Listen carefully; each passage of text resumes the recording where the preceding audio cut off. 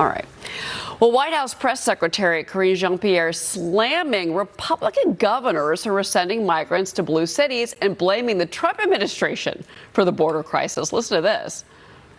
What these Republican governors are doing, again, is they're using people. They're using desperate people who are trying to come here because they're fleeing communism themselves as a political pawn, and it's horrific and it's shameful.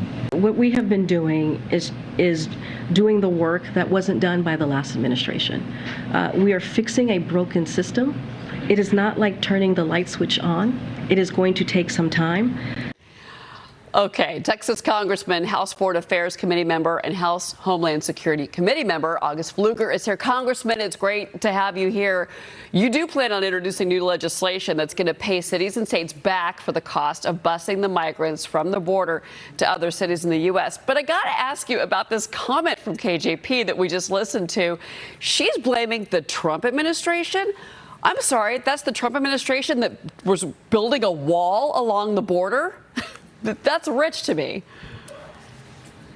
Well, you can't make this up. The hypocrisy is so thick that it's almost unbelievable. But, you know, they're calling this inhumane and horrific. Has the press secretary, we know the president has not been to the border, but has the press secretary been to the border? And was it inhumane to send 700 children and literally drop them off in the middle of the night in my district, or the buses that day after day are dropping people off in my hometown? These are the questions we need to be asking. What about the 53 migrants who perished in the back of that tractor trailer earlier this year south of San Antonio?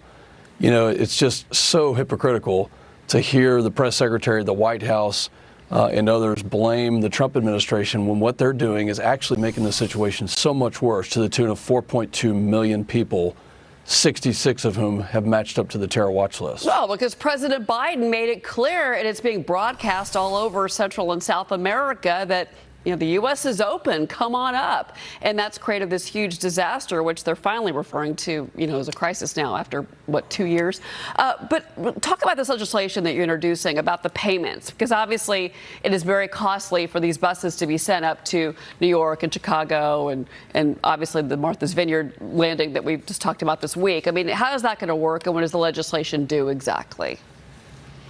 Well, it basically says if you're a sanctuary city and you've told the entire country that you are a sanctuary city for illegal immigrants, then the federal government should be paying, not the state of Texas, not other local governments.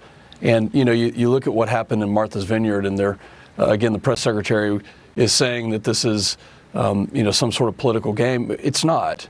I just looked at the average or median sales price for a home in Martha's Vineyard at $1.35 million. Well, how is that inhumane?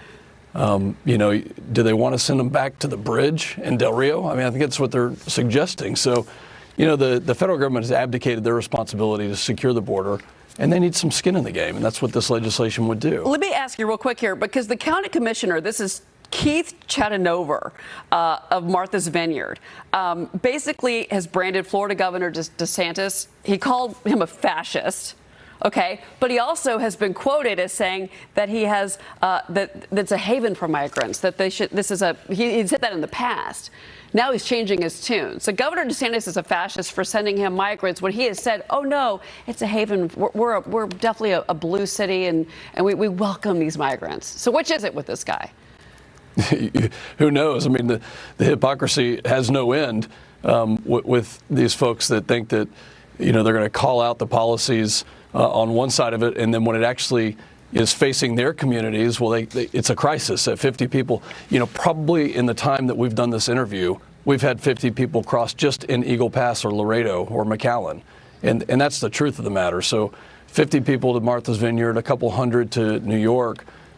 This is not the crisis that we're experiencing on the southern border, and these people really need to come to grips with reality that we do have a crisis, and it's because of Joe Biden's policies. Well, Congressman, I'm not sure if you can see this. We're showing our viewers live pictures right now. Another bus on your screen right now, folks, arriving right here in New York City at the Port Authority. Another bus of migrants now arriving here in New York City. Again, and Congressman, I want to get your reaction, because this has been Governor Abbott's strategy to get blue cities like New York, and frankly, people in the Northeast who they don't seem to understand what's happening at the border. They don't connect how bad it is down there.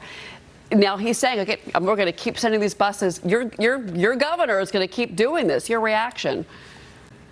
Well, these are willing participants. These migrants want to go to places like New York City. But let's put it in perspective. This is a fraction, a very small percentage. I mean, when you consider that 4.2 million people that have come across the southern border in the last year, that's 13% of the population of Texas. So a couple hundred that are going to places like New York is just a very, very small percentage who are willingly doing it.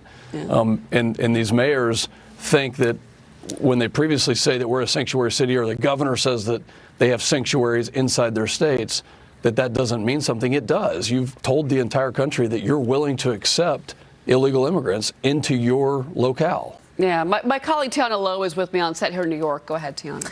Good morning. So I'm looking at this bus, and like most of the buses that we've seen come into New York Port Authority, it's mostly unaccompanied young men.